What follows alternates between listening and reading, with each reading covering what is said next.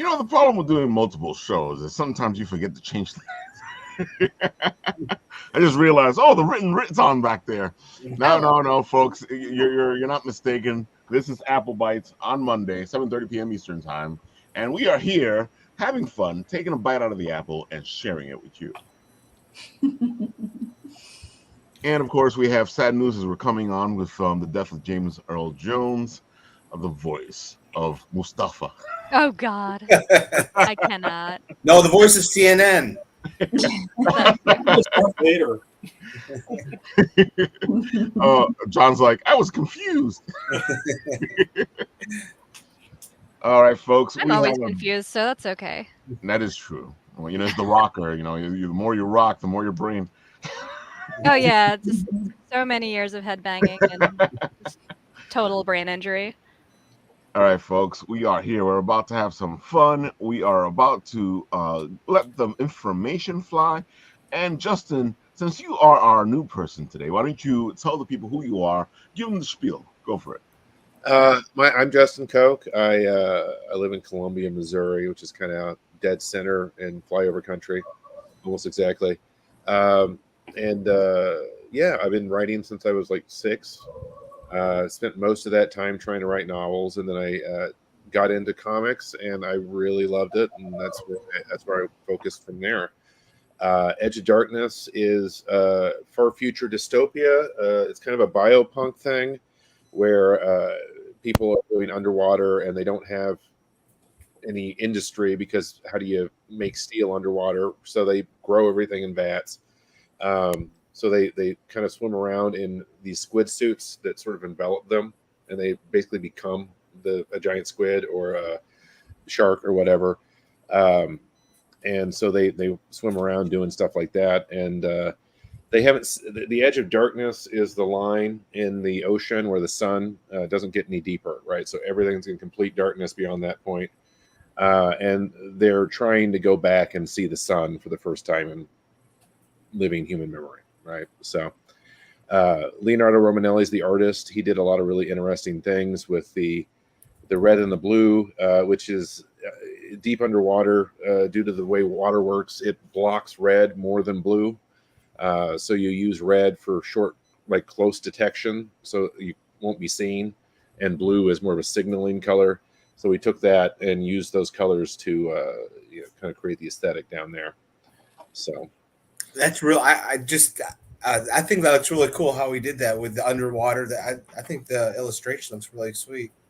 He took it and did a lot of really cool stuff with it. Like this is just called a eel suit, but he made it really scary looking and and I think his art too makes you kind of feel claustrophobic too, which I think is really that's definitely one of the things I'm playing with is sort of a sense of claustrophobia, fear. They're wandering around in the dark with these giant monsters hanging above them, and if they screw up in the slightest, they get eaten. Yeah, Under the Sea is horrifying, so like you captured that really well. Yeah. I don't want to know what's under there, but I can imagine it looks a lot like that. Well, that's just a giant squid. I mean, obviously, but if you scroll down a little bit, we did the stickers are fun. These are all based on actual creatures. This is I do not remember the name. Can you scroll up a second? Up. Other way. Physophora hydrostatica. That's siphonophore. That's actually a creature that floats around. It's kind of a hybrid of 2 different types of animal, and it just sort of eats things. Like eats live things? It's I think it's a filter feeder, if I'm remembering right. That's the helicorpion, which is an extinct shark that had a saw blade for a bottom jaw. I got wow. You can see it because I just liked it so much. But that's a real shark. That's one of the things you can swim around in. There's krakens. There's all sorts of things. I basically took every weird sea creature that I could find over the course of the Earth's history and just put them together in one thing. So I appreciate the amount of research that you guys did with the creatures and even the way that lighting works and stuff. Like you really thought this out. It wasn't just like, oh, I'm just gonna like make some stuff up and put some stuff here. Like no, I tried to add a minimal amount of scientific realism to it. I mean, you can't go too much because it doesn't really make any sense if you think about it too hard. But the sponge is kind of has a bunch of sphincters that you act as airlocks and kind of try to do it, make it at least a little bit of sense, enough like Star Wars levels of sense, if that makes Right, like it can easily be explained, and someone will be like, "Yep, that makes sense." Yeah. That's all you really need. You don't need to like get too deep into it. It would ruin it if you did. So but yeah, so it's all that's a real sea creature that's been extinct for probably billions maybe of years. Wow. I think that I saw that in my tub once. Yeah. So yeah, and that's Leonardo. He's got he's very Italian. He's a lot of fun to work with. He's one of the rare artists that actually beats deadlines. Wow. Yeah, so don't steal him from me. Yeah, he's cool. Let's hear a little bit from him. Hold on.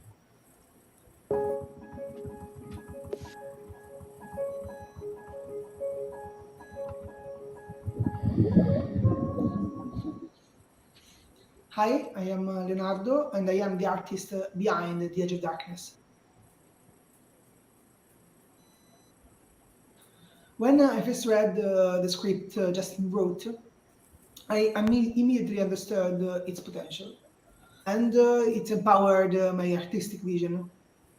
I instantly started figuring out this strange, grotesque, organic, and visceral world that lies at the bottom of the sea, where people live inside this gigantic living being that they call the sponge. I fell in love with the setting, with the concept, with the story, and its possible meanings. We could say that a piece of art is more impactful and interesting the more meaning it has. Uh, and I'm sure that The Edge of Darkness can mean a lot to different people. To me, The Edge of Darkness is a powerful metaphor of conception. I know it may sound strange at first, but in short, trying to avoid any spoilers, The Edge of Darkness is the story of a group of men and women who inhabit the depth of the sea and want to reach the surface to see the sun and start a new life. So in my head, this effort looks like the sperm trying to reach the ovary. And so in this personal vision, the protagonist of the story tend towards a sort of rebirth. Oh, the whole thing. He did a good job explaining things. He was really nervous about it. He's not super comfortable with his English, and I'm like, you did great, much better than my Italian. So yeah. Do we lose Ralph? He probably had a quick emergency thing to deal with. But yeah, I mean, it seems like really professional to have the artist sit down and ask him what does this mean to you? Like, what did you think about it? Because not a lot of people really, showcase their artists like that and the artist's thoughts. So I thought that was a really cool touch. Well, thank you. Yeah. He's just he's been really fun to work with, and I think he immediately got it on a very serious level, and I mean the art is just amazing, I think. What made you choose him? I'm so curious. I found him on Comic Book Collabs, which is a subreddit, and saw his Instagram, and I was like, yeah. That's the guy. Yeah. That's kind of what I do is I just sort of cruise around until I see somebody where I'm like, yes, this is it. I want them in particular. Because I feel like this is actually the second artist to work on this project, and the first one was really, really, really bad. I mean, I'm not going to name names, but he took a year to produce 5 pages of absolute dog shit. No. Sorry. And so that was really rough. But that's what happened. That's why I've learned you really need to make sure that the artist is that you have some sort of connection, or that it'll work. Like they need to have a. They need to be into it like as much as you are, I think. Yeah, that would be ideal. Like somebody that's obviously you want somebody that's fun to work with, that hits deadlines and makes great art. Usually you get 2 of those if you're lucky. But with Leo, it was all 3. So amazing. Yeah, he did a great job. He's got first dibs on anything I do, as long as it's semi-stylistically appropriate. So, I like that you said that it was like, semi-stylistically appropriate, because there are a lot of people who don't realize that, like, certain artist styles don't mesh well with certain genres or certain moods, and like, yeah. Yeah, I learned that the hard way. I was following a recommendation, and I assumed that guy's style was some sort of one-off for that comic, because I'm like, no way, that's his style for everything. No, it was. Uh-oh. Yeah, it was a bad call. Yeah, but you learn as you go. Right, so. That is the unfortunate part of comics, is like, you just learn. You fool around and find out. Yeah. I'm happy you're both saying that, because it's one of the I feel like people don't understand how important that relationship is between the artist and the writer. Because I feel like people just go, "Oh, I'm doing a comic. Let me just get an artist." No, artists want money. That's it. I mean, like, as an artist, we do want money, but we also definitely want to be picked for projects that we're excited about, and also can have our own like creative input on it, as opposed to just like being thought of as like, okay, machine, draw this thing. Yeah, I don't really get why you'd want that. I mean, if the artist has so much to offer. Like they're there because they're the visual people. If I became overly controlling, I'd end up making a Cybertruck, I think. Oh no. It would just be a little bit off, because that's not my field. So I definitely approach it like I basically just feel like I'm making a creative prompt for the writer or the artist, and not telling them what to do. I just want to set. That's a good way to go about it. Yeah. So let me ask you, Sarah and John. Same question here. I can see that you guys know exactly who you want to pick for your projects. You guys actually look to find somebody that fits you, right? Yeah, definitely. I was gonna let the lady go first. I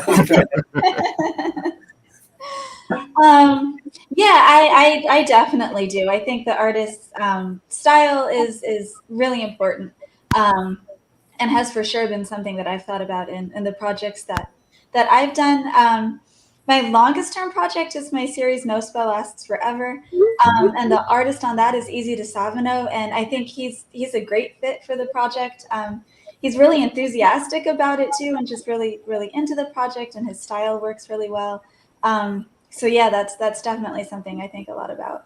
I can completely agree with you, because that book is just beautiful. Yeah, it is slick. It is really very melds together, and the style is just so integral to the story. Yeah, I love his art. Is he also the colorist? Like, does he do everything, or is there like? He does everything. I do the lettering, but he does everything else. Yeah, because even the color themes, like, for the scenes are just so great. And I think that's like the cool thing about when you have an artist that also colors, like they kind of have this whole idea in their head as to like how things should look and like what colors they should be using. Yeah, I agree. Oh, sorry. Oh no, it's really cohesive. Oh, thanks. And with the colors, just more bragging about Easy. I love his colors too, and with that book, it's kind of especially important because the different characters use magic, and their magic manifests in different colors, which is in later issues going to be narratively important. So just kind of the way that he's envisioned the magic, that was a really important piece, and I love the way that he did it. It's been great working with him. Awesome. Go ahead, John. Oh yeah. So I just did a cold call on mine on Facebook, and they were like blew everybody away. Stone Tower Studio, they do everything with my comic books. So yeah, it's important. I'm lucky enough to have terrific artist, so I don't really have to, weed anybody out.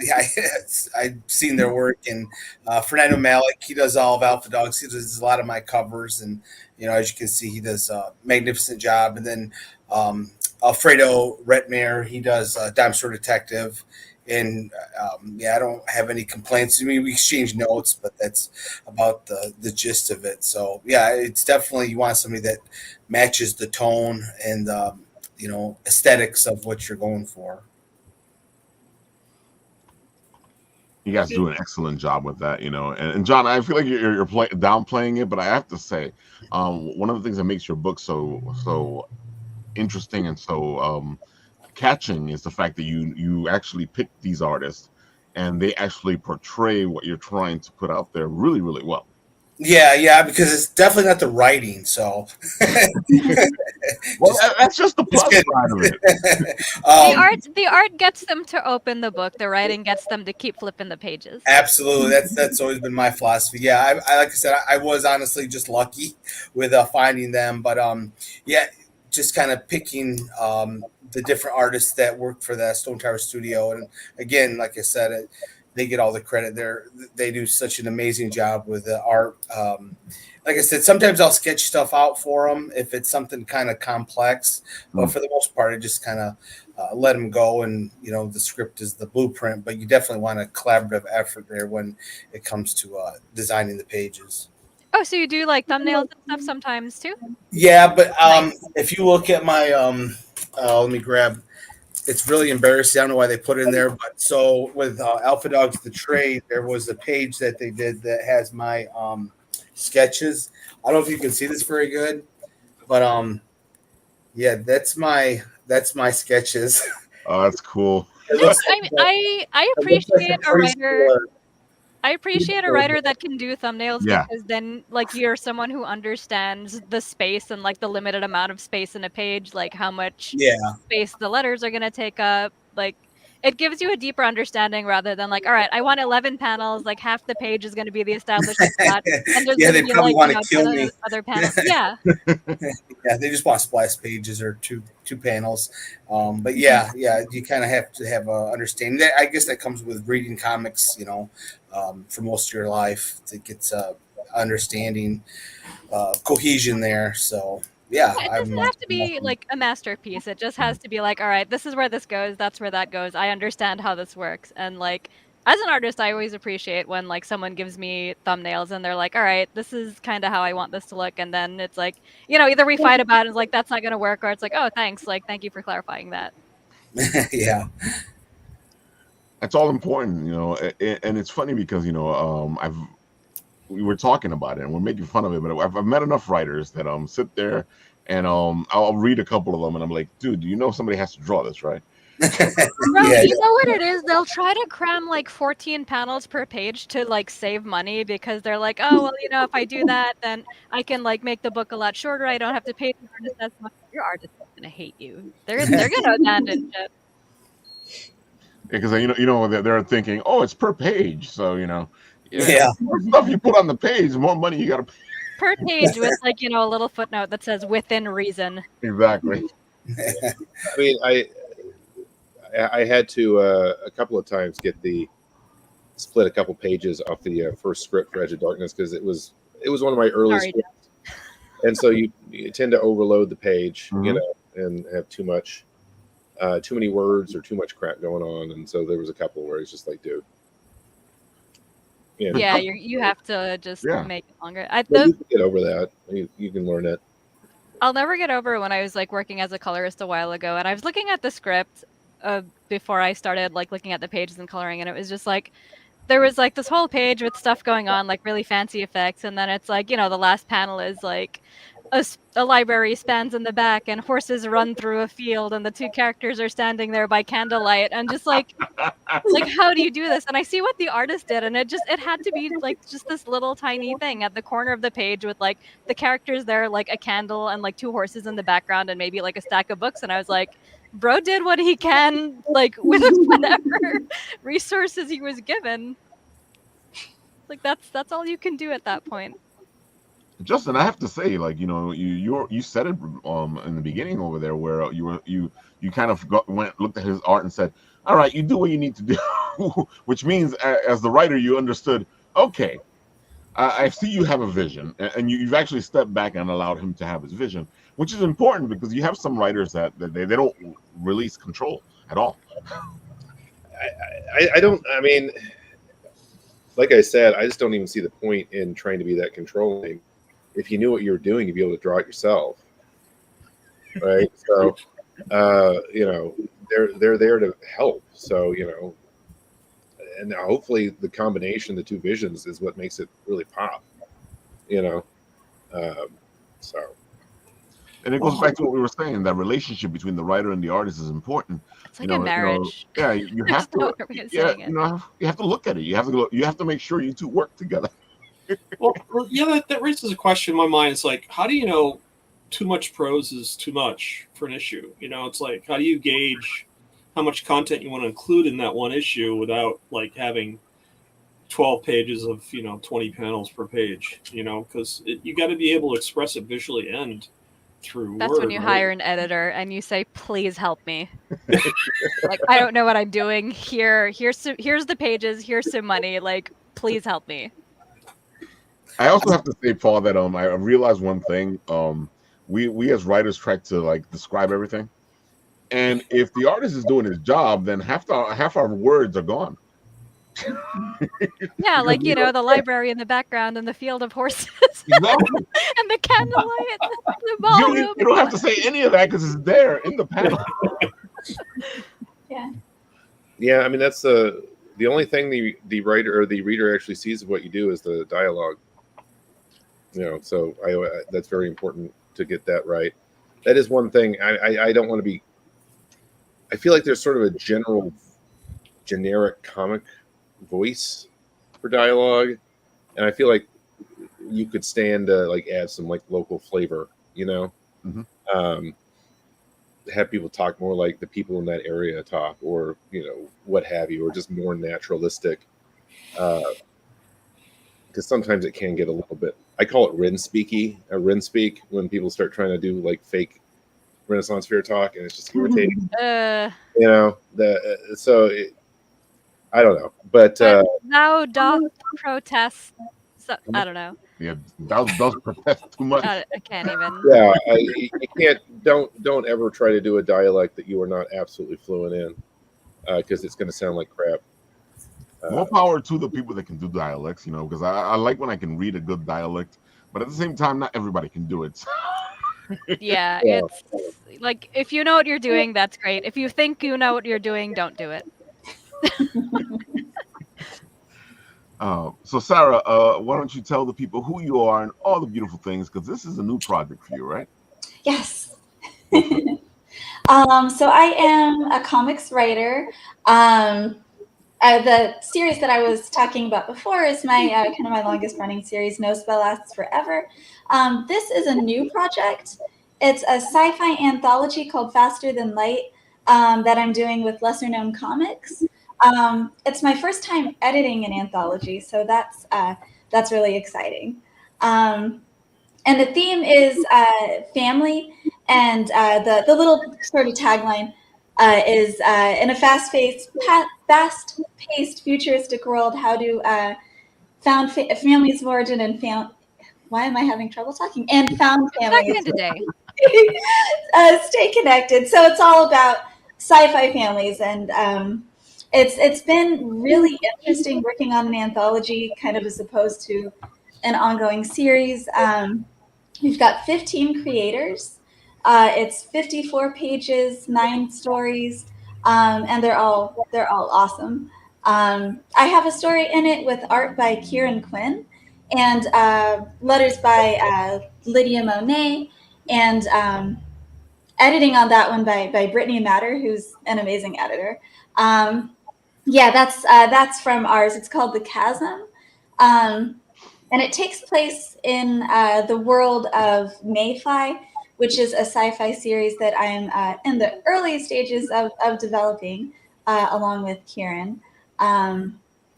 And yeah, it's been a lot of fun. A lot of moving pieces in an anthology, but a lot of fun.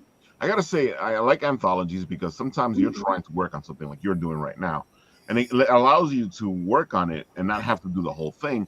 Because as writers, sometimes what we tend to do is like, well, until I'm finished, this is not going anywhere, and that kind of messes us up because sometimes you just gotta put it out there. Yeah. It's also a good place to just get the short story ideas out of your head, because you're not going to do an entire Kickstarter for like an 8-page short story. Like, Yeah. I don't know how well that would do, but yeah, so it's a great place for like everyone to just get their short stories together, put it all in one book, and just kind of like uplift each other, which is the cool part about anthologies too. Because if someone is buying your story, they're buying like 14 other people's stories as well.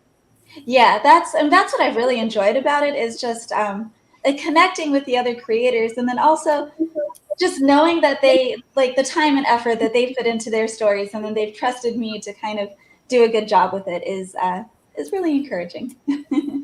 How is it wrangling so many people together? Because I've been part of like anthologies that just never saw the light of day because like the editors just couldn't get everybody to do the thing they were supposed to do. People were like, oh, I'm like 6 months late. Like, is this thing still a thing? And they're like, no, it's not. So, like, how has it been on your end? Like, has it been stressful? Have people behaved?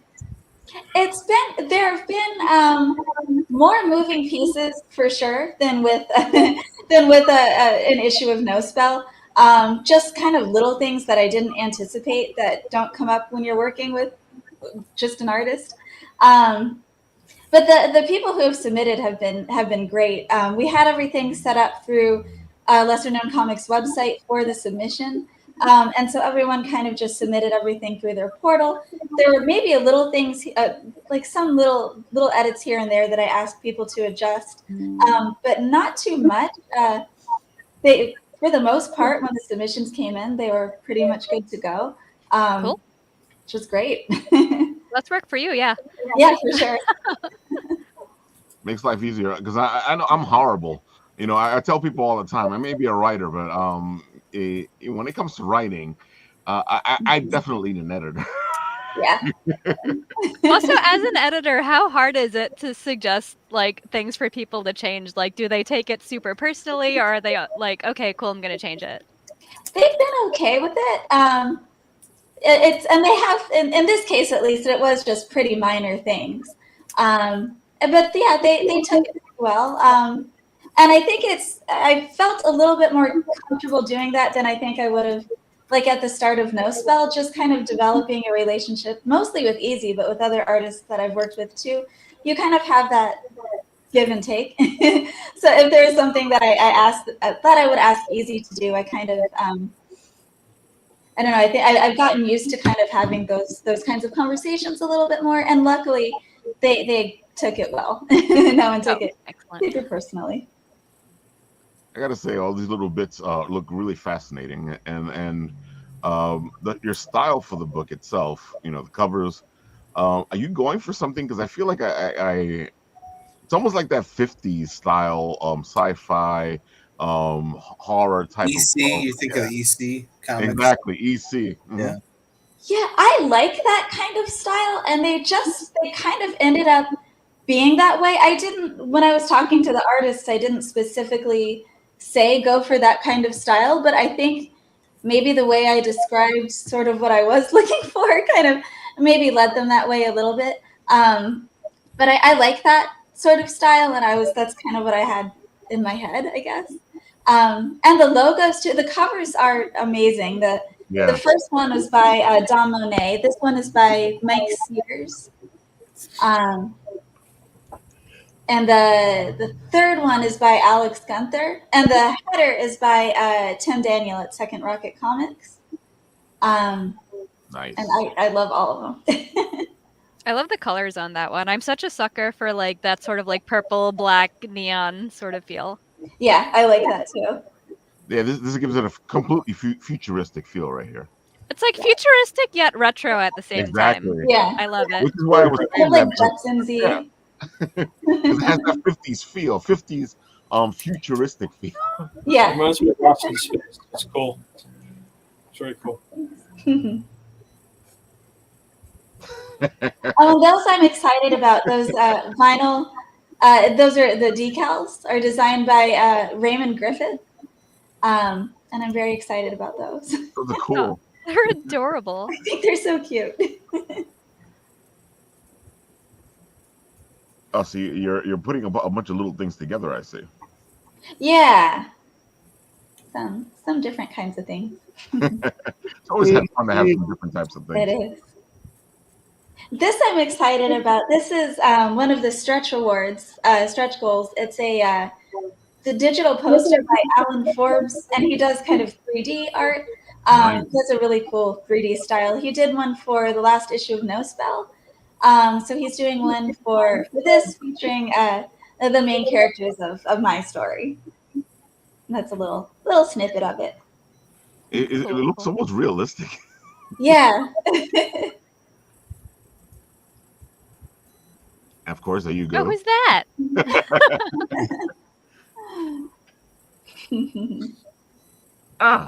Short and sweet. Okay, that makes sense. You got a lot of stuff to show off in here. I gotta say, I like the idea you have here. I like what you're going with. Thanks. And it's always great to do these type of projects because it actually helps creators out because, like I said, sometimes you can't do a whole book by yourself. Yeah, that's what I always like about anthologies and just anthologies that I've been into. That's what I like about them. I'm actually a part of the anthology for We Suck at Comics. You know, and I'm looking forward to it. Amazing. I couldn't afford an artist, so I did more of a prose thing, and Shadow Rabbit actually did a nice little piece for me, so it's a double whammy. Nice. Is that out yet, or is it not out yet? It is coming soon, folks. Oh The goodness! guys from Wayward Raven will be on the show soon to discuss We Suck at Comics. I love that name. That's good. Because I feel like no matter how far you get in the game, you kind of still think like, man, I suck at comics. Dude, I've written enough scripts. None of them have been made, but I've written enough scripts, and I still think I suck completely at what I'm doing. It's hard, bro. It's hard. You will always be your own worst critic. Oh yeah, John, you've been doing like this for a while, right? I've been sucking for a while. Boy, thanks. Wow, tell us how you really feel, Ralph. How do you feel about it? How do you feel about sucking at comics? Well, What a it's kind of question. depressing, really. Did you ever expect you'd get asked that question? No. Just kidding.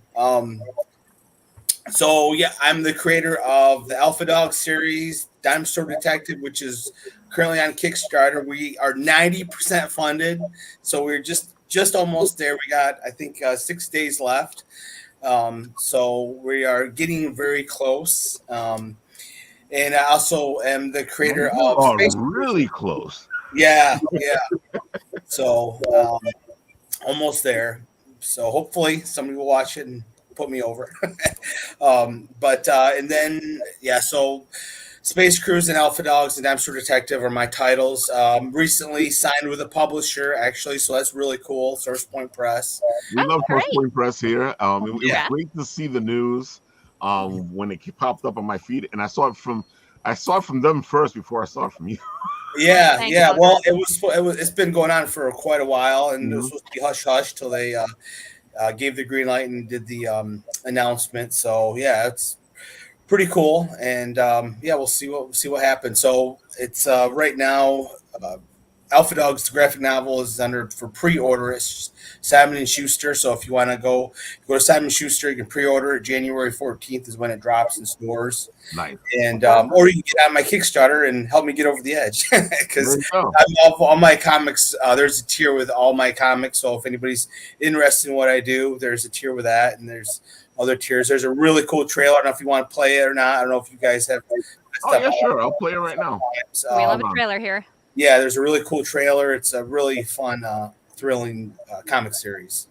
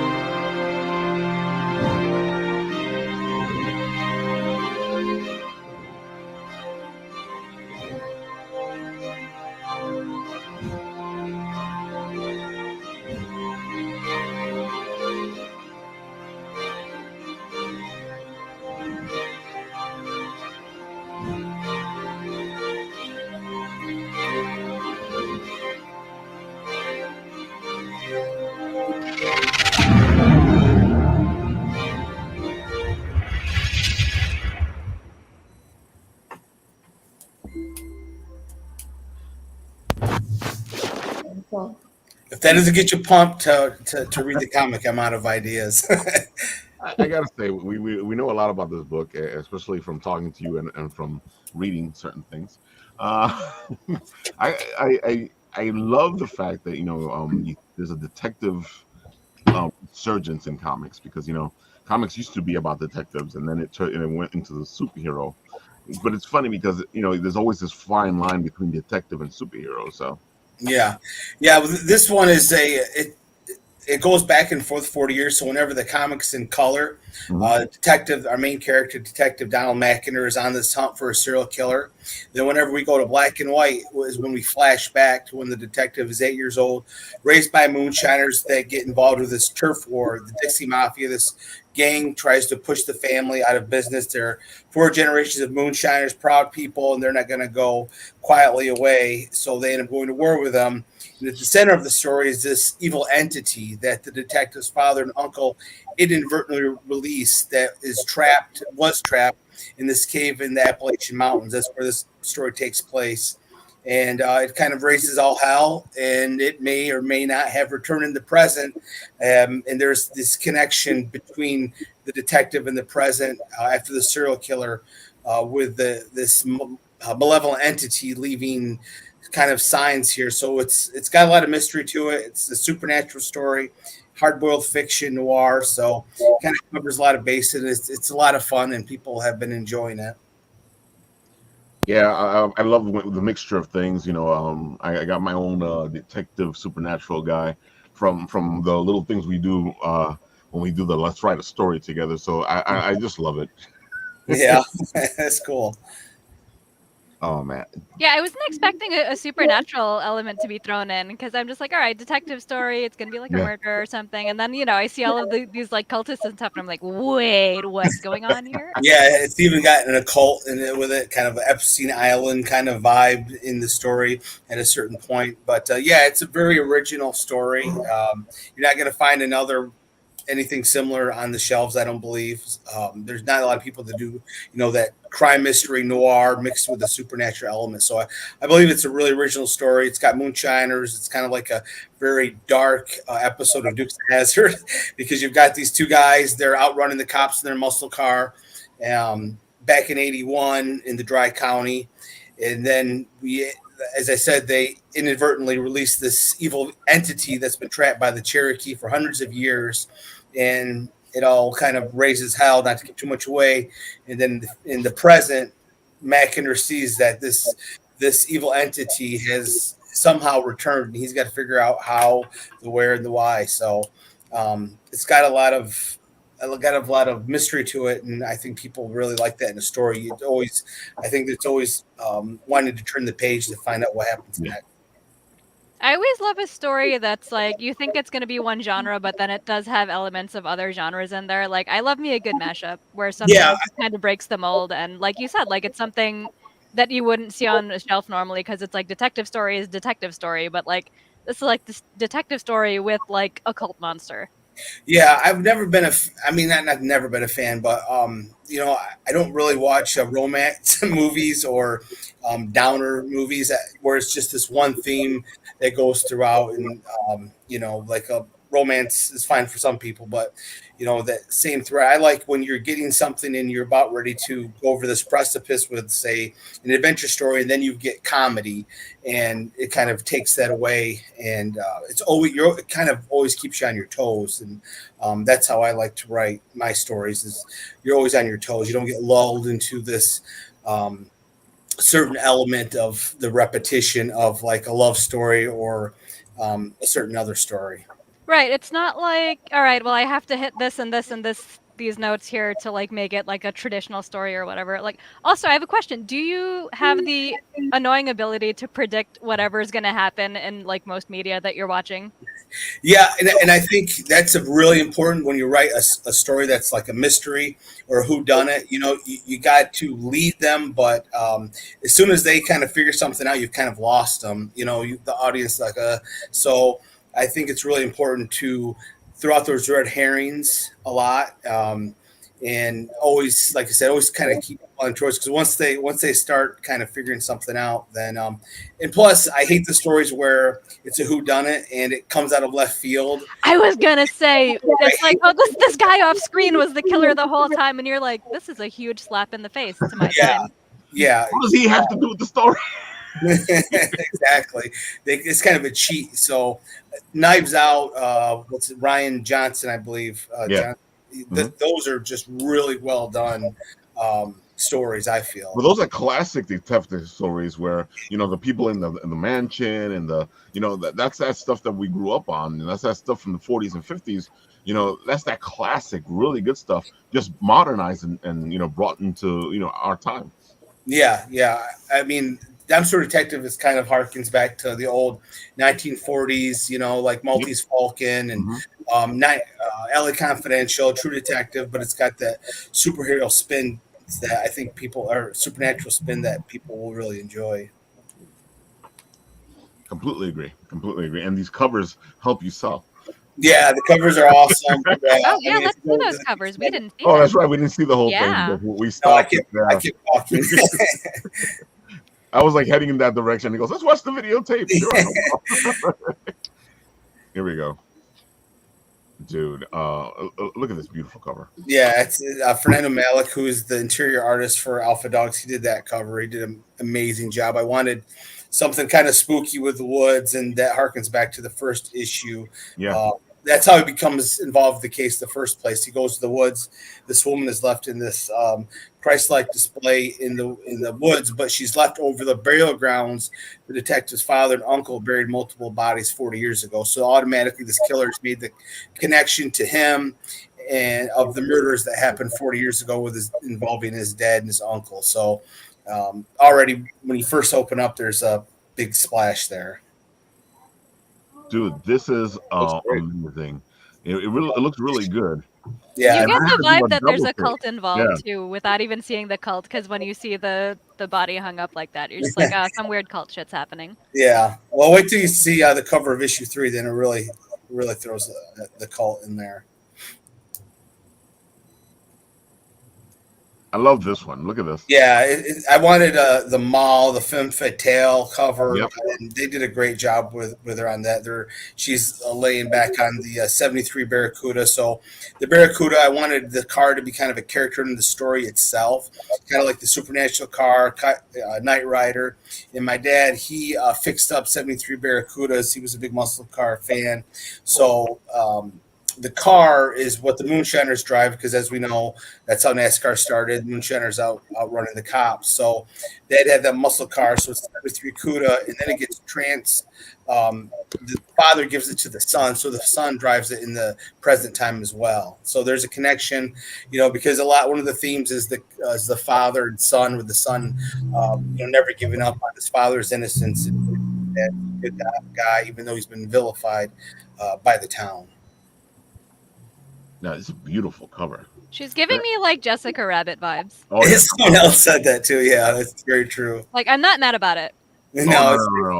This is just beautiful. And the car, the car is a character in this one, and it's a character in this one. I'm like, dang. Yeah, and the cool thing that the styles of each cover are so different that it's definitely really cool. Because this one here, it goes back to what we were just talking about. This goes back to the 40s and 50s. Yeah, that's exactly. like to the pulp. It's great. Yeah. So Jeffrey Hayes did that cover. He's amazing at plasma graphics.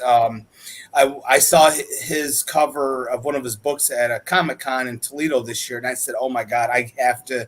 He would be perfect for a Dinosaur Detective cover. So yeah, we got the 1940s look to the detective with the trench coat, and the 1950s, that B horror movie poster in the back. So it's really awesome. They just do a great job. Yeah, it looks like those sort of like kind of like Norman Rockwell type paintings. Like the lighting and like the folds on the fabric and everything. Like, yeah. I mean, he's even got the folds on the movie poster. I mean, that's just the attention to detail is really unmatched by these guys. I gotta say, it really looks like I can pick this up in the 50s as one of those pulp books. Yes. Yeah, because that's what it looks like. It looks like one of those covers. Yeah, I mean that's what I was going for. The Dime Store Detective, that old 1930s, 40s old pulp, dime store. Which a lot of probably Exactly. now. Detective, yeah. It's sad that he used to be a dime. Yeah. If only comics were still a dime. Oh, I wish. Yeah, I remember when they were 75 cents. I do remember that. I was very, very young though. I remember 75 cents. I remember before that, but I'm gonna keep quiet. 75 is my cutoff.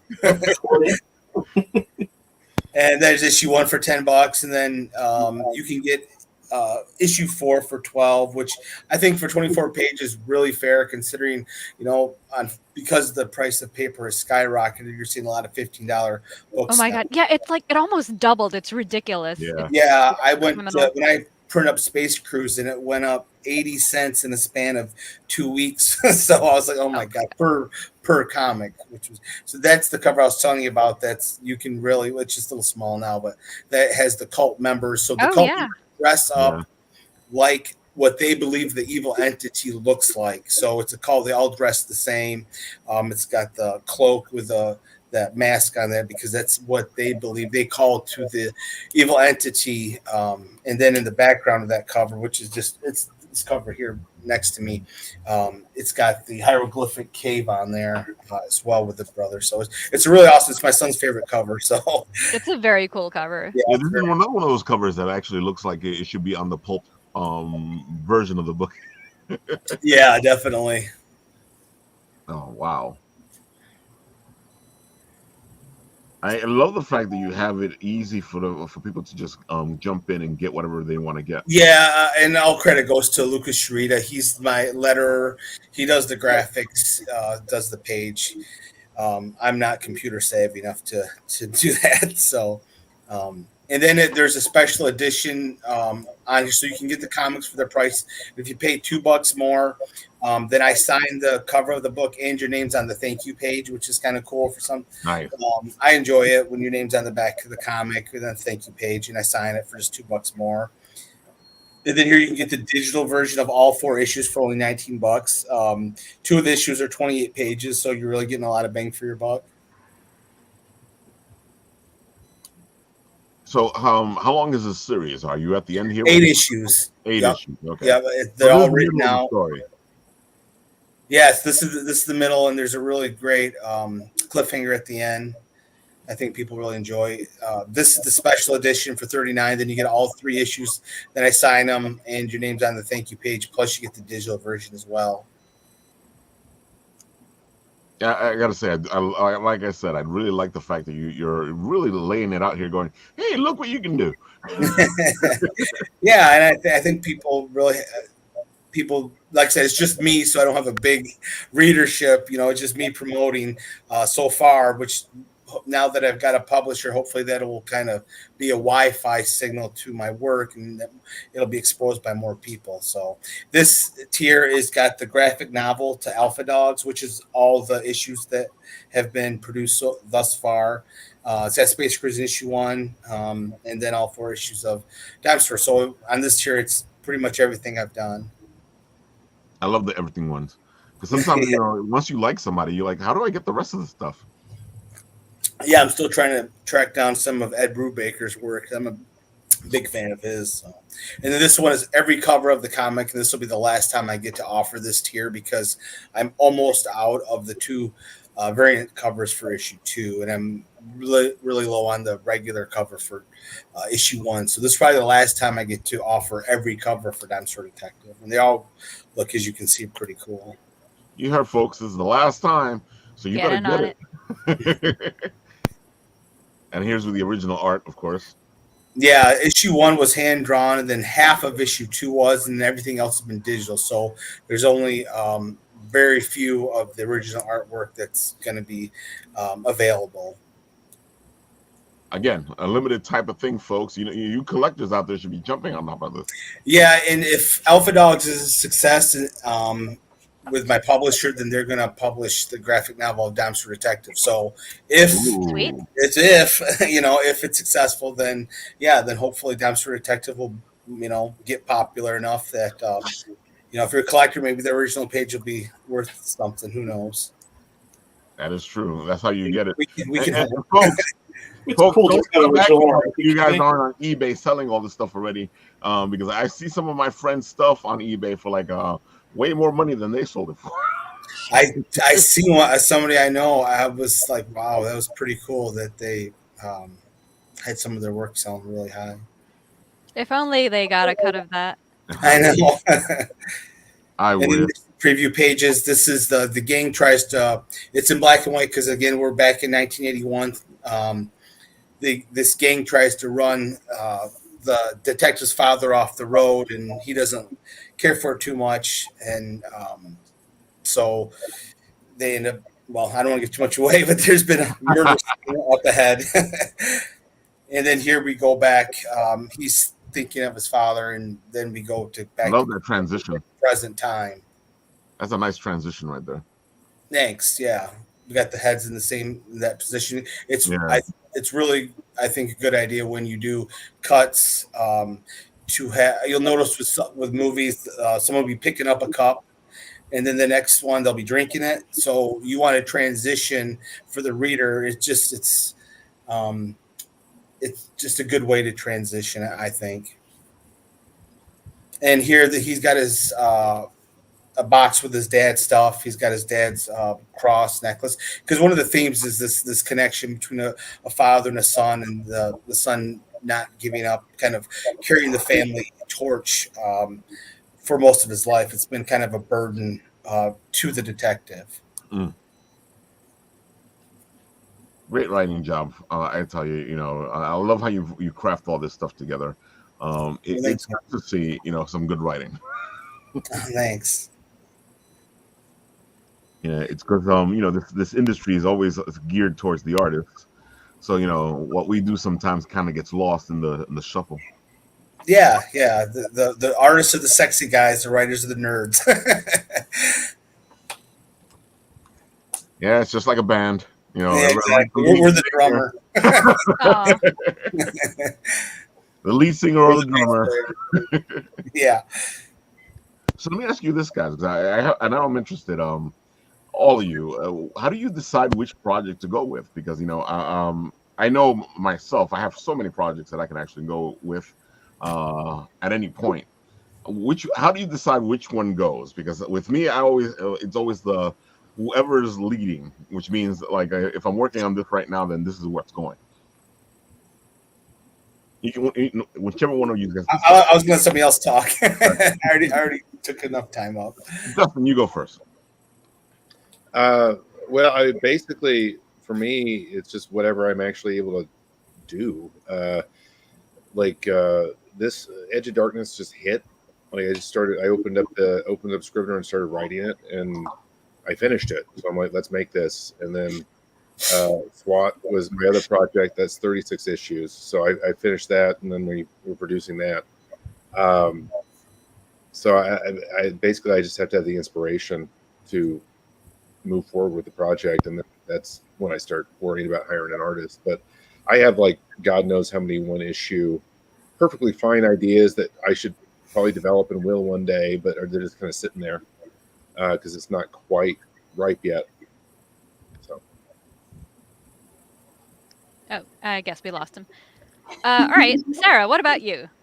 I think it's kind of a combination of like what I'm most interested in doing, but also just kind of like logistically which one has to be done next or which one makes the most sense to be done next. I have a couple of shorts that I'm doing for some Mad Cave projects, and those have actual deadlines that I have to have scripts written by.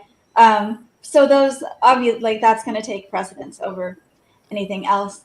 And then after that, then it's really no spell because we're halfway through and we've got the momentum with that. So kind of after the deadline, the stuff that has deadlines, and then after no spell, then it's kind of, well, what do I have bandwidth for, and what can I kind of actually make happen? John? Yeah, I've got Dempster Detective, and then I was planning on doing Alpha Dogs issue 5 in 2024, but because of the publisher, I'm going to be pretty much 24/7 talking to comic book stores, bookstores, and getting Alpha Dogs into stores. So, it's cool that you own the IP because you're the creator, but at the same time, nobody's. Well, I mean, Source Point is publicized in, but for most of the 90% of it is you, the creator, having to get the word out there. So it's that's what my life is going to be like up until February when I launch. It looks like February is when I'm going to launch Alpha Dogs 5, and then hopefully get it in Space Cruising issue 2, 2025 is my goal. So. Well, the good thing, John, is that you're going to be dealing with the graphic novel, which means that 5 will come right after that, which is a great way to do it because you already got the buzz on the graphic novel, and now, boom, here's 5. So the audience is going to be like, ooh. Yeah, I mean that's the hope, and like I said, I hated pushing it into mid-October because once November, late October starts, everybody's kind of tightening their purses, I think, for the holidays. So, it depends. If you're a really big Kickstarter person that gets 500 backers, they don't care when they launch. But a little person like me, it matters. Yeah. I think it's silly though, because I think one of the greatest things to give somebody is something from a Kickstarter. Yeah, I guess people want to give something physical, so that's where they get kind of like funny on it. But I think if somebody likes something like that you see on Kickstarter, it's such a great gift to give. There's a lot at risk though, I can see, because it's like, all right, well, Christmas is coming up. This Kickstarter is ending in late November. Their delivery time is actually going to be in like March of 2025. So you're like, all right, well, I can't really get this as a gift. Yeah, I understand. Yeah, I don't know. Like I said, I asked Tyler, the awesome guy that does. Oh my gosh, Sarah, I'm Tyler. Comics Launch. Tyler James. Yeah, thank you. I knew Sarah knew because I listened to her that long ago, and he said, really, he's had successful ones throughout the year. It's how you plan it and stuff. So don't take my word for it. It's just that's how I feel, that I would want to have anything ending in November personally. So Matt, let me ask you, because you're right there with the rest of these creators. Oh man, I thought I was off the hook. Dude, how do you decide? Because I know we had this whole discussion because of you had some setbacks and you've had other jobs for other people. So and Buddy ended up getting pushed back a bit because of that. How do you decide how to go with it? Because I feel like now it's a little more complicated. Yeah, it's more complicated, but between Buddy and Friend and Sacrimony, I'm just kind of alternating. Because Sacrimony is my super time-consuming, high-stress comic where it's going to take me a while to do. And then Buddy and Friend is while I'm winding down from the Sacrimony Kickstarter, I can just kind of chill out and do some Buddy and Friend stuff. And I can knock out a Buddy and Friend book pretty quickly. So it's just, I get to breathe when I do that, and then I get back to high stress Sacrimony stuff. And basically, I hate to say it, but at this point where it's if someone pays me to do something, I'll just stop what I'm doing and just do the paid job. Because me drawing other people's comics pays me more than me drawing my own comics, if that makes sense. Oh, totally. Because I still go back to what you say, where you do this stuff you can't even afford to pay yourself. Yeah, I mean, for those of you tuning in who don't know me, I do all of the art and the writing and the lettering and the Kickstarter running and the marketing and the shipping and all of that. And I don't sleep much. So yeah, anytime I can just chill out and do a project for someone else and get paid to do it, I'm there. So tell them a little bit about what we got up here. Yeah. So good segue. We've got The Misadventures of Buddy and Friend, issues 1 through 3, launching next week, actually. Wow. On September 16th. That crept up on me. So yeah, it's a fantasy comedy about these cute little characters kind of just beating each other up, trying to save the world from a demon invasion. And it feels a lot like a D&D campaign where everyone just rolls a 1 all the time. I love the explanation, and it explains itself. As somebody who enjoys anything that happens after you roll a 1, which is sad, but I guess I've been a DM too long to really go, oh, as a player, I'm like, no. Yeah, you know what? when you roll a 1, it's more memorable than like, oh, remember when I rolled a natural 20 on that history check? Like, no, I don't. But I will never forget my best friend rolling a 1 3 times in a row with chromatic orb and almost killing my character. So, you know. But yeah, so it's like if you love like, you know, RPG video games, like, you know, tabletop RPGs, like Monty Python's Quest for the Holy Grail, like this is kind of up your alley. It's just all of that silly goodness in one spot. And As you oh can yeah, see from that's this like page. one of my favorite pages. Dude, I just love this stuff. I've been waiting for this. Yeah, I know you keep mentioning it. It's like, I know, Ralph, you've been patient. You have been patient, and I appreciate you. Because you could just be messaging me like, when's the next Buddy and Friend? When is it? When is it? When is it? But you don't. And I appreciate that. All right, Justin, let's go back up to the top of this. Tell the people who you are and where they can find you. Well, Justin Cooke. I write comics. I'm a lawyer. I lift weights sometimes. It's on Kickstarter right now. I'm also at Justin Cooke Real on Twitter, you know, and Facebook, Threads, Justin Cooke 6161. There's not a lot of Justin Cooke, so probably find me there. I gotta say, as somebody who loves Coke, as soon as I saw your name, I was like, ooh. You gotta specify what kind of Coke, Ralph. Come on. I was gonna say, Ralph, doing off camera. This is the bad PR right here. He likes both. Well, remember, folks, Coke used to be made with Coke. Yeah, it did, and it used to be green. I think they still use coca leaves that have been, decapitated or decocated. I got to show you guys this little video here because it's such a good commercial for the book. Hold on.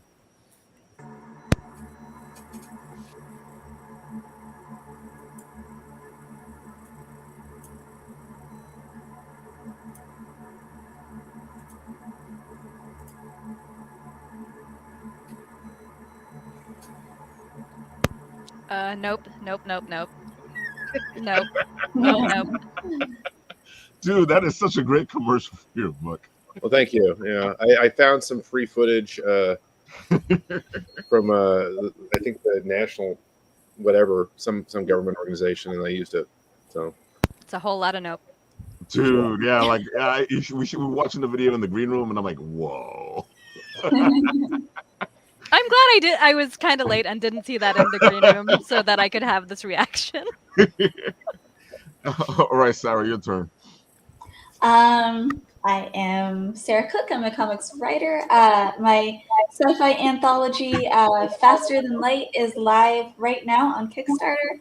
I'm really excited about this project because the creators I've gotten to work with are just so talented and all had just really different takes on the theme, which is really cool to see kind of the different directions that they took it and ran with it.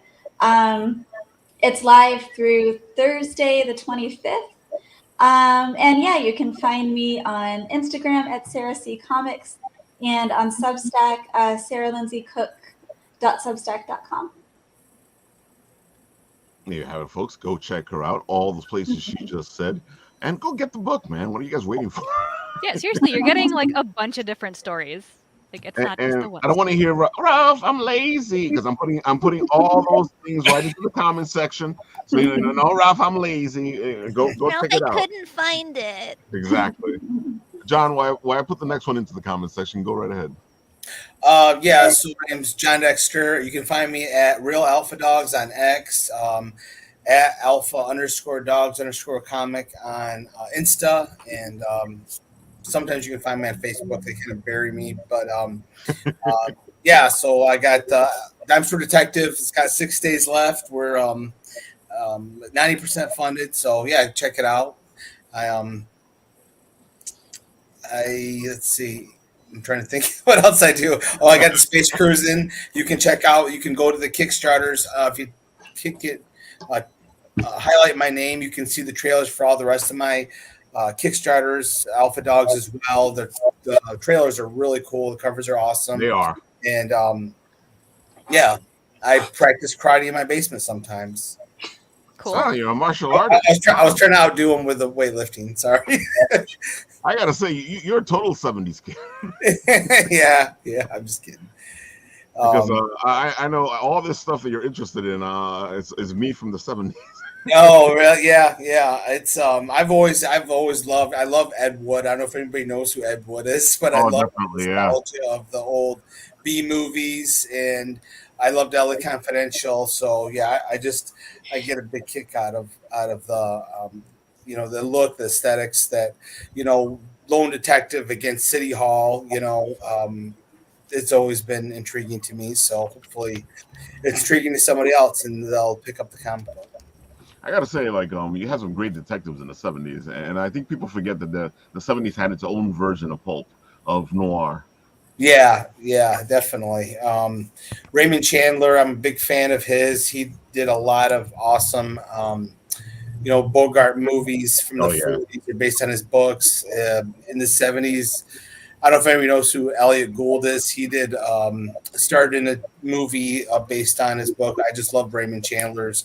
He writes the noir detective. That detective Private Eye Gumshoe books that were really. I mean, you're not going to find a better writer, honestly, for like similes and metaphors than Raymond Chandler. And that's what I loved about that stuff. It's the language. It's a whole thing. And in the '70s noir is such an interesting thing because it takes the noir from the '40s and it changes it and it puts it in a whole different place. And it gives it its own feel. Yeah, it does, and I think that kind of came with the new branch of the Mavericks, I guess you could say that came in. Plus, you had the foreign movies that got really popular in the '70s. Yep. Because the '40s were huge, obviously, for those detective movies, and then the '50s, and then of course the '60s cinema kind of died for a while, and then it wasn't until like Spielberg came in and Scorsese and Lucas that kind of was a revitalization where it was, like you said, the detective putting a spin on it that was very contemporary. That was really cool, especially in kind of the 80s. I don't know so much, but yeah, the 70s definitely there was great movies, and then the 90s with LA Confidential, I thought really brought back definitely, genre. You did a great job with that, yeah. Yeah, it was excellent. Folks, it's been a lot of fun. Mr. Nathan, I see you've joined us. Yes, sir. And I'm reading this wonderful book by our lovely M. Sorcier right here. Oh, excellent. It just came in. You got your version already? Yes. Yay. And I see my name is, you have my DM for this. Yeah, because no, I'm not going to reach out and DM people. Like, the form was right there. That's funny. I just download all of the names to a spreadsheet and copy paste them. Like, I'm not putting in more effort than that. All right. We're sorry, Lou. Your name was not put in. Oh no. So Paul, you have a special announcement. Yes, I do. I saved you for last because you are about to reveal who the next agent is, and we've been waiting for. Is it the dog? No spoiler alerts. I'm sorry, man. No, I have to wait. Is it okay if I share my screen? Oh yeah, sure. Go ahead. I was about to show this off, but I can. Oh yeah, sure. I mean, that's the website, but that's a little background in case people don't know. Time Enforcers is a creation of mine that came out of COVID. Basically, I've rebuilt it as an interactive comic book with a role-playing game aspect behind it that you can learn history from. So it's really meant to be making history fun to learn for kids again. So that's how I looked at it, and really looking to push it that way. We have our first episode that is already been launched. It's available on the Mac and PC, and right now I'm scrambling to get it on the Apple App Store. Didn't realize how much memory management can be in terms of getting a game on the app, but I'm figuring that out. So once it's done, hopefully this week, I'll be submitting it to the App Store for approval. So I'm pretty excited about that. It'll be on the Android store as well, Google Play.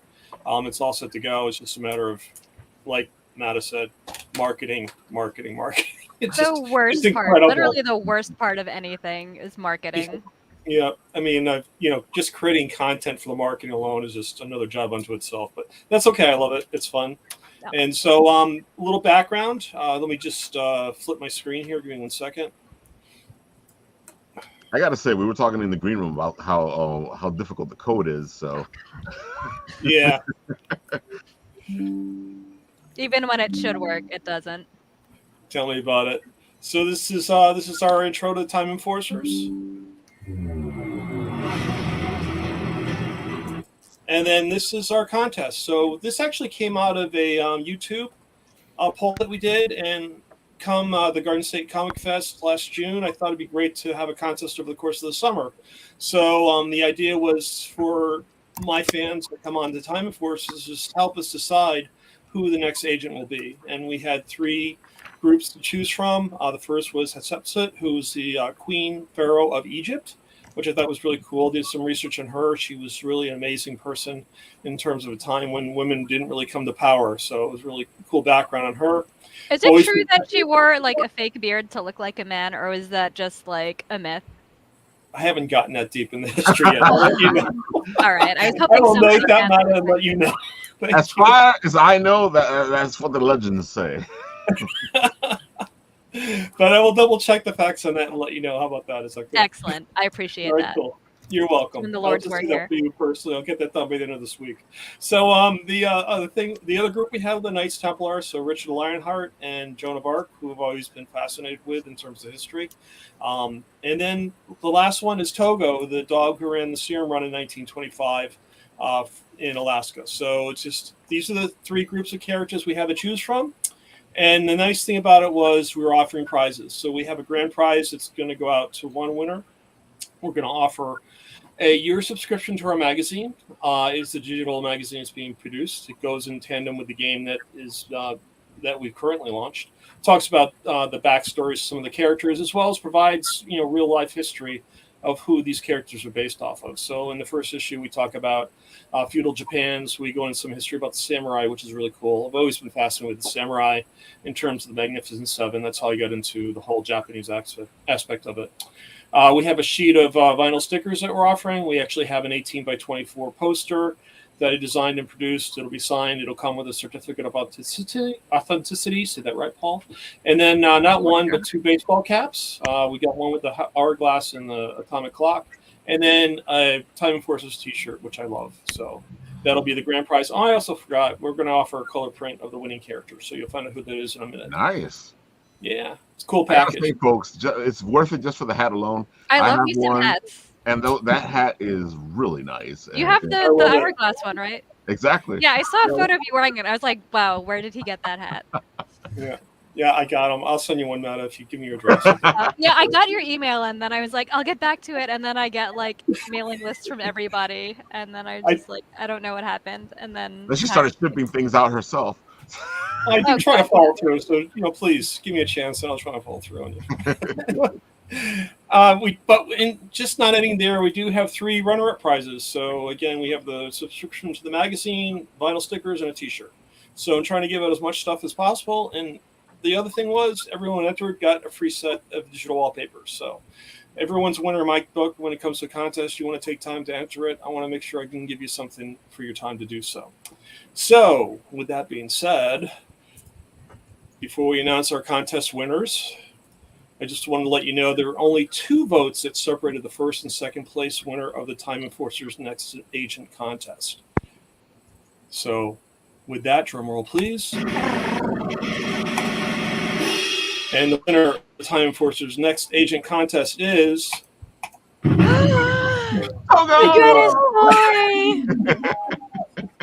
I'm so happy. So I'm really excited about Togo. Togo is going to be donning a headpiece so he can talk to people. And I'm personally going to record my dog's voice, Suki, and he'll be part of the voiceover. She'll be part of the voiceover for the game too. So it's kind of cool. That's cute. Amazing. So, Paul, yeah, I know you're using Togo, and I know everybody out there is probably going, "Wait a minute, that's not the dog." Can you say a little bit about that? Togo itself. Yeah, I mean, the idea that there's people out there going, "No, that's the wrong dog. It's the other dog with the other name." Balto? Oh, you mean Balto? No, Balto's not the dog. Balto took Togo's place. I mean, I got that. To be honest with you, I got it from the Disney movie. I loved it so much, and it just so happened I like huskies, so it just was great. Anyway, I mean, Balto is he took all of Togo's fame away, and it wasn't until I think 15, 20 years ago, Yeah. they finally resurrected Togo and really gave him the credit where credit was due. Because he Wow, really ran- imagine even like in the dog world, like stealing someone else's credit, like that's brutal. That's savage. I only pointed it out because I know that, you know, when it comes to history, you know, and we all know this, you know, sometimes facts get turned around and twisted, and you know, and I feel like one of the things, one of the reasons your game is so important is because, you know, there's all this stuff out there about history, and we need to know our history because Bro, I'm if we so don't mad know about it, Balto right now. I can't get over that. exactly. So bad. I'm We're gonna gonna go repeat it. mad about this. No, he got his own movie and everything. I can't believe Exactly. Yeah, it's just like a cartoon series. Remember that one? That was Yeah. going all back to like, was it Dirk Blake? Was that his name? I can't remember the guy who did all the animations back then. But yeah, it's really cool. Statue in Yeah. Central Park. Yeah. Yeah. Yep. Poor Togo. You I'm tell gonna go to him. the Balto statue and point at it and be like, "You're a fraud," and then I'll probably get arrested or something. I don't know. I feel like I'm gonna go do that now. I'm gonna go find Balto and be like, "This is the dog." I don't blame the dog at all. So it's not the dog's fault, really. We don't know that. We don't know what that dog was planning. Dog is a mastermind. I tell you. Yep. That's where. Oh yeah, it's a dog eat dog world. I was waiting for that one. Thank you. At least I didn't say it. One of us had to. It was all in everyone's head. Mr. Nathan, are we forgetting anything? Yeah, I have one more thing to do, if that's okay. Oh, go for it. Yeah. Yep, I got over 150 people that entered into the contest, which was really cool. Okay. I didn't know you were let pulling it out. All right, hold on. Because everyone knows that if you fold a piece of paper before you put it in the raffle, you get a better chance of winning. So I folded all the papers so everyone has the same chance. Okay? So I've shook it up before. I'm going to continue to shake it up. And just to make sure that everyone gets a chance at the grand prize, that'll be the first prize to go. So I'm closing my eyes. Eyes are closed. I have no clue what I'm doing. I'm pulling it out. And so I'm not going to announce last names, but I'll give you the first name. And it's Kaylee M. So Kaylee, I will go ahead and send you an email that you won the grand prize. So congratulations. Kaylee, and then I got 3 more to do. That's okay, Rob? Closing the eyes again. I'm not looking, I promise. That's how official this is. All right. I mean, even if you were looking, they're all folded. What could you see? Exactly. Yeah, exactly. And then our first runner-up is going to be Kirsten V. So I'll go ahead and send the notice out to Kirsten. Shake it up again. This is so much fun. I can't tell you guys how much fun I'm having right now. I love the box. Yeah, it's a good box, too. Yeah. The next one is Catherine K. Okay, all K names. Yeah, K's and all women so far. I don't know. I promise. I put the guys in here too. So. I don't know. All right. My name hasn't been pulled.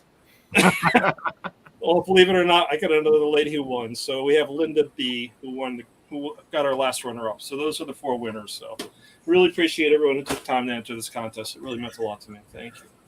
All right, ladies, you heard him. And he'll be reaching out to all of you to tell you you won. Exactly. So you got to reply to my email. Just I'll send emails to other people. I don't hear back from them, so it's okay. I feel called out. All right, Mr. Nathan, what are we forgetting? I believe you have everyone that I had on the list for a long time. I think Pat Shand has finally launched a book, but aside from that, that's it. Because Pat Shand's always launching a book. No, he should have been on break from what I remember. Well. Yeah, but Pat, he's always busy. Yeah, and Hal surprisingly didn't freeze over when he took a break. So that's true. That's really true. Yeah, and Omnivore, their Kickstarter ended recently. Yeah. Mm-hmm. But you can still go check out the Omnivore Kickstarter, and I think you can still order from the Kickstarter. Yes, that is the new way on how Kickstarter allows you to do things. Oh, have we booked Patrick Coyle on the show? He's launching Bixby Grant next week, the Mummy Detective. Well, I talked to him and said he should be back on the show, but I don't think he told me when. God damn it. All right, let me find his link. He hasn't launched yet, but Where is he? I have to Well, his search book, through like an he's entire. noir. His book fits right in with everything. Yeah, why is it so hard for me to find this now? Oh, Jane America? No. It's Bibsy. I can't even talk. Bixby Grant. There you go. Jane America? Jane America? Oh, well, Jane America is still alive also, right? Yeah. Oh, Yes, Jane America it has is still a full alive. week. Okay. Is this the right one? I hope That's I said the right. Bixby. Yeah. Oh, he's had 99 followers too. Like somebody just follow him and give him that 100th follower. Exactly. Oh wait, I need to add it. Yeah, here we go. There we go. Go ahead, Matt, while I do this thing over Oh here. yeah, so our pal Patrick Coyle is doing issue 2 of Bixby Grant, Fangs and Brimstone. It's a detective comic that doesn't take itself too seriously. As you can see, the detective is a mummy, and his sidekick I is love a it. I love it. cheerful. His sidekick is a cheerful, like rockabilly vampire, and it's like, it's a fun time. I gotta say, I love the book when he brought it in, and again, it's one of these books that fits right up my alley. I love detectives, and Yeah, because it's like mummy you're detective. getting a detective, but you're also getting like a mummy detective with a vampire sidekick, and like, what else could you ask for, really? Just fantastic, folks. Go check it out. And American Jane, of course, from our friend Jason Douglas. There you go. He's still out there, so go check out his book. I think he's doing really well. He's killing it. He He's probably doing cracked very well. like 300, right? Did he crack 300? 220 according to percentage. Nice. Oh, don't well, know I what meant the goal backers. is. Yeah, backers. Yeah. Because I think last time I saw him, he's at like 285 or something. Ooh. Let's find Or out. I could be hallucinating. Don't. Let's find out. Let's go to the videotape. Yeah. Do that, because don't rely on my memory. I don't rely on my memory. My memory is like a block of Swiss cheese. There we You go. like Jane Swiss American. My memory is like Swiss cheese. I'm not a fan of it. Would you like to know that the holes in Swiss cheese aren't actually natural? How Those dare. are machine Oh wait, why did I made. think he was at 200 Well, that's something? because he's 285% funded. Yeah, that's my numbers. This is why I don't trust my memory. Like, He's just question everything I say all the 287%. time. Yeah. Like, Well, if I say that's my good. name is Matt, I just question that too. That is a good funding. 287%, folks. Look at that. This book is doing gangbusters, and if you like your 40s and 50s type of stuff, Jane American is right up your alley. So go check it out. And that is it. I made it to the end. That's the only other person we know. I feel like we're forgetting something, but hey, we got. Oh, is the Indie Comics Expo thing still going on with John Westhoff? Nice. That's right. It's coming soon, right? It is. Has he ended? He's got 3 days to go, guys. Let's do this. Here's the link. What is this comic expo? Oh, well, he's setting up an Indie Comics Expo for small indie creators in Chicago, I believe. Yes, Chicago. And I had to double check that. I was like, what's the seat? Nah. It's like, where does he live again? So yeah, it's he's setting up. Live again. Yeah, it's so hard to keep track of people. I agree. I completely agree. So it's a small indie creators comic expo that's also in sort of like a concert venue. So you're also getting like indie comic creators who do music playing music there as well. It's gonna be really cool. He's got 3 days left. Like, you can pre-order tickets, or you can just like donate to the cause and help him set up this like cool con idea, and you'll get some comics in return. Like, the creators, the indie comics people have like donated some of their comics for you to get. I was like, whoa. Yeah, you can get his Drumsticks of Doom also, which is great. I think Dan Doherty, who drew Drumsticks of Doom, is also a rock musician, so he's going to be like performing there. It's gonna be cool. It's nice that he's trying to start a comics convention that's for like smaller creators and not so like celebrity focused, because everything is just like, oh, move out of the way. I'm here for the celebrity signing. I don't care about you. I spent $100 on a photo op. I have no money for your comic. So yeah, it's cool that he's doing that. I think more of these small indie creator cons need to exist to like just give the smaller voices some more amplification. Folks, it's always great to support the indies, and now you got a whole con you can do to support the indies. So go do that. Support the indies. Yeah, I mean he's so close to funding too. He's so close. 3 He's days right left. there. And if you guys are in Chicago, go check it out. Yeah. I think that is everything, folks. Justin, Sarah, John, Paul, it is great to have you guys on. You guys can come on anytime. I love the geek out today and all the business talk. Oh man, always business talk with us. Serious business talk. Still mad about Balto though. Oh my god, folks, this isn't the written writ. So on this show, when it ends, we do this.